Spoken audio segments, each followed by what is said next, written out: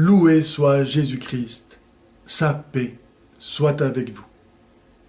Il y a une expérience que j'aimerais que tout le monde ait faite au moins une fois, celle de se rendre compte que nous sommes vivants, que nous existons. Mais c'est fantastique. On aurait pu ne pas exister. Notre vie n'est pas nécessaire.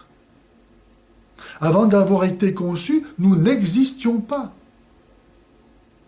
Et lorsque nos parents se sont unis, il y avait des milliards de chances pour que ce soit un autre être humain que nous qui commence alors à exister. Et ça a été nous. Mais c'est fantastique. Nous aurions pu ne pas être. Et nous sommes.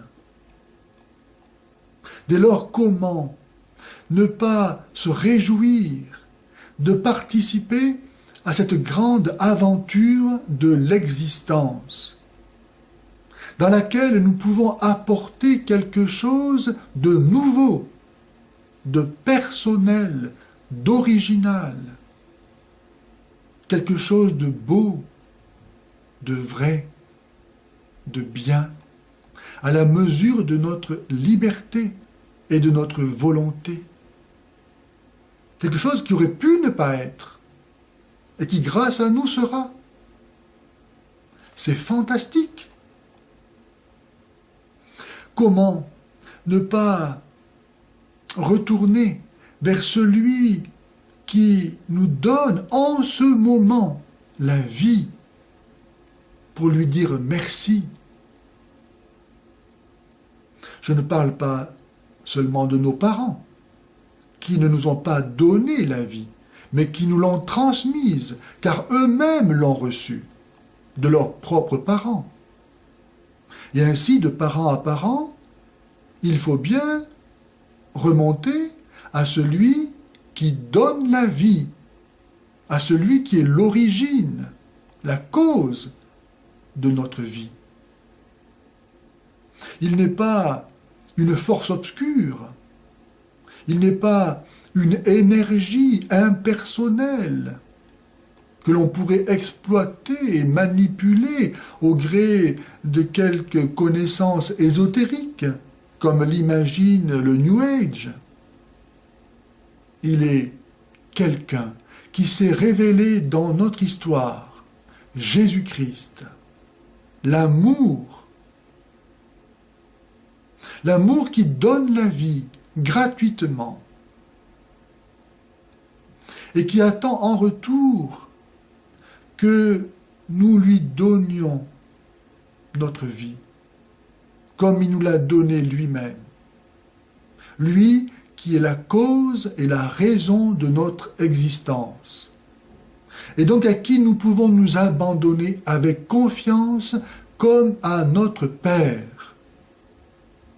Si Dieu, en ce moment, qui que nous soyons, dans quelque situation que nous soyons, si Dieu nous donne la vie, c'est parce que cela est bon.